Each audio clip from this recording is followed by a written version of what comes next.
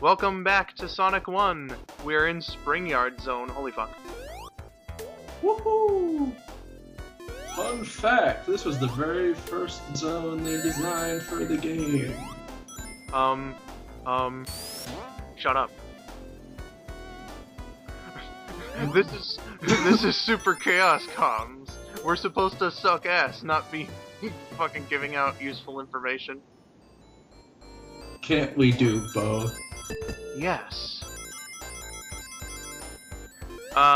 Before you go down these platforms, make sure you kill every one of these fucking buzz bombers. If not, you're gonna have a hard time. You're gonna have a bad time. Definitely. I mean, they're assholes. They're assholes! Another thing, roll down this slope. Bam, bitch! Ho ho ho! There's a shield and some rings up there. I don't know why I didn't get it.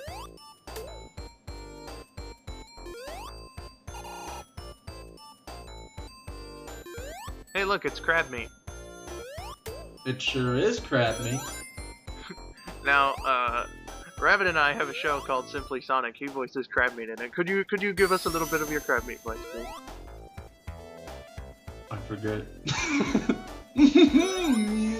It's been that long. It's probably something like that. It's been that long, folks.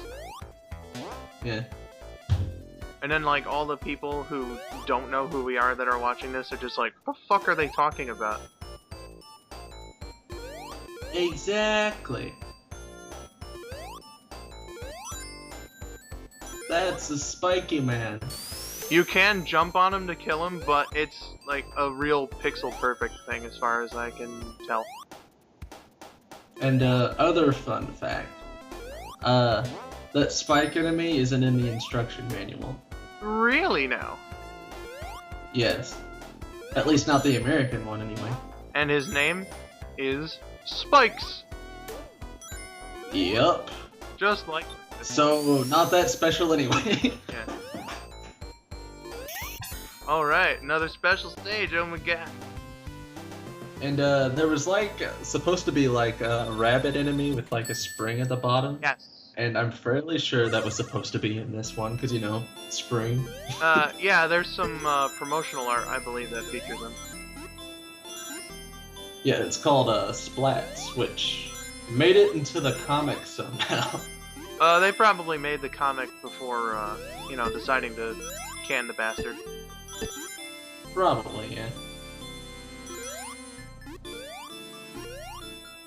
For those who have read the promotional comic, it's actually pretty fucking weird.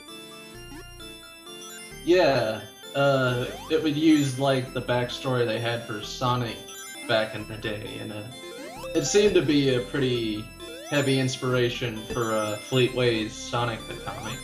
Yes, which is weird, because the promotional comic was made by Archie. No, it wasn't. No? It wasn't Archie, but I forget what the company was. I for sure thought it was Archie. Nope. I thought that was the start of their relationship. Nope. Oh well. This special stage sucks ass. Yes, it does.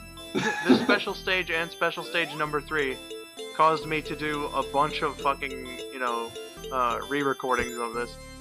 Because, I just wanted to, get all the emeralds in one go. Look at all the times I missed this fucking thing. Ah. But I get it here. Aw, yeah. Aw, yeah.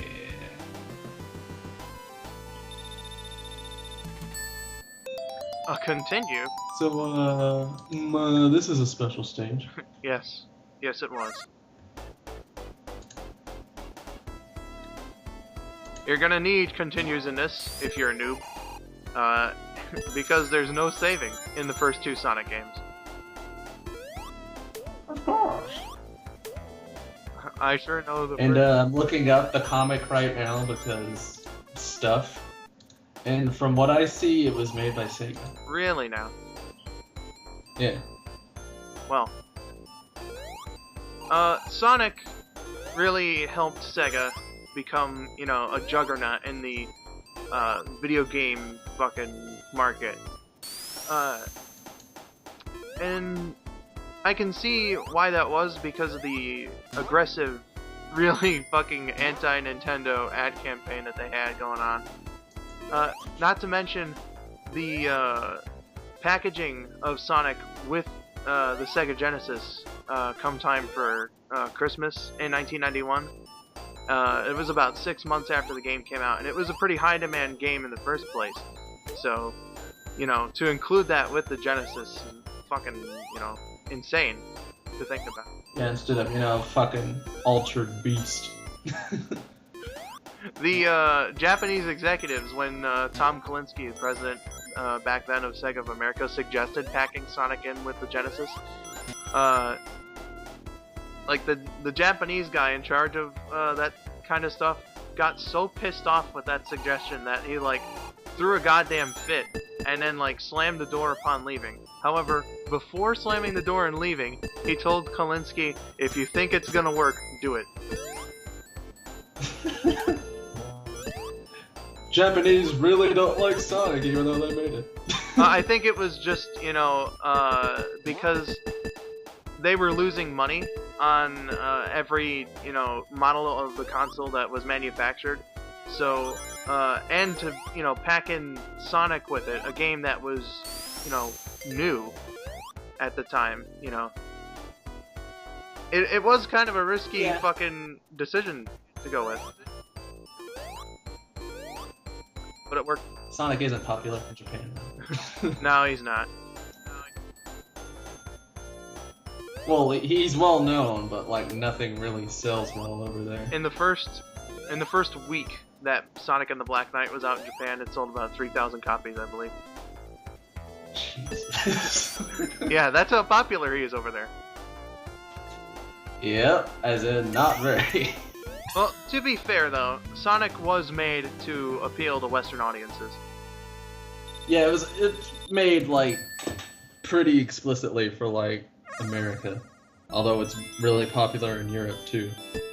Well, I mean, Europe, you know, if you want to take a look at, you know, the fucking prime meridian, you know, I'd say at least most of Europe is within that border.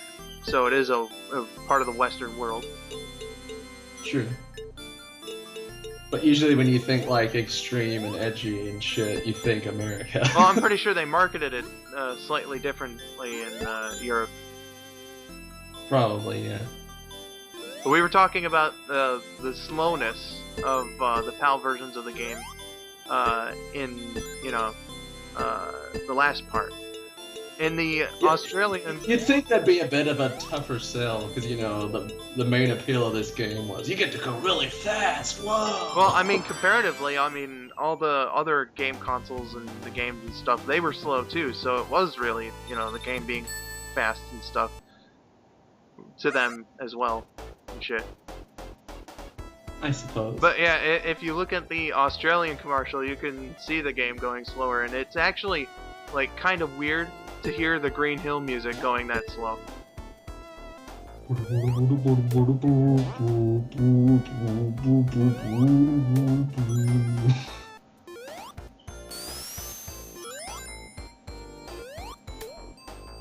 So these are platforms? They are indeed platforms. Yes.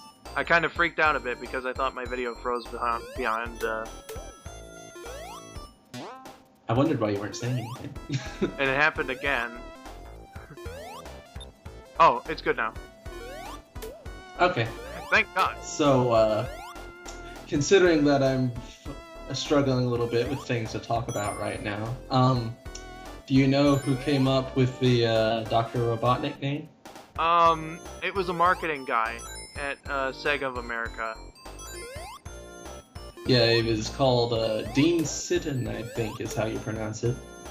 And he also came up with several of the badnik names, like Crab Meat and Ball Hog and so on. And he came up with the titles for the games Quackshot and Decapitate.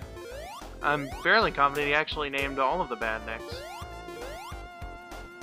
Most of them. I don't think he named all of them. And if you hear their Japanese names, you kind of know why their American names are more popular. Well, they're Japanese. They're Japanese. We don't understand what they are. Their Japanese names, a lot of them don't even sound threatening, is the thing. The only one I remember is Spike, who's a Yadrin in Japan. Yadorin. Yeah, Yadrin. Everyone will say that, you know, it's Dr. Ivo Robotnik. The dude who named the character in America actually intended for it to be pronounced as Evo, to sound like evil. Yeah, it's like, yeah, that's understandable, but like,